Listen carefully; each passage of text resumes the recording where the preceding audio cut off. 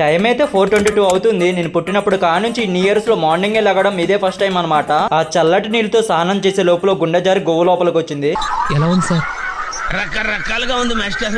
మేడాన్ని అమీర్పేట నుంచి పికప్ చేసుకుని ఉప్పల్లో డ్రాప్ చేసా. 16 కిలోమీటర్స్ కి అమౌంట్ వచ్చేసి 182 రూపీస్. దాంట్లో 8 రూపీస్ తీసుకుని 10 రూపీస్ ఇవ్వండి. లోపలేం లేదు, డొల్లా. ఫోన్ పే చేసిన దాకా చేంజ్ లేదు.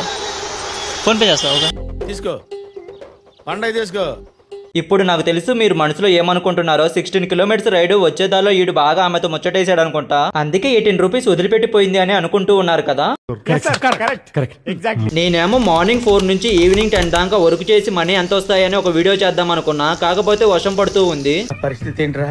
సామాజ వర్గమనా అన్నారు, శంకరాభరణం అయింది. వర్షం వచ్చినా, ఉరుములు వచ్చినా, పిడుగులు వచ్చినా మధ్యలో ఆగేది లేదు. నా డెసిషన్ చేంజ్ చేసుకునేది లేదు. నాకు పట్టుదల వస్తే అండర్వేరే చేంజ్ చేసుకుని అసమంటిది డెసిషన్ చేంజ్ చేసుకుంటానా. I like your sincerity sir. అసలుకే నేను ఎవరు మనవడనో తెలుసుగా. ఈ వర్షానికే ఆగిపోతే ఇంకా మా సుబ్బిగాడి పరువు గంగపాలైనట్లే.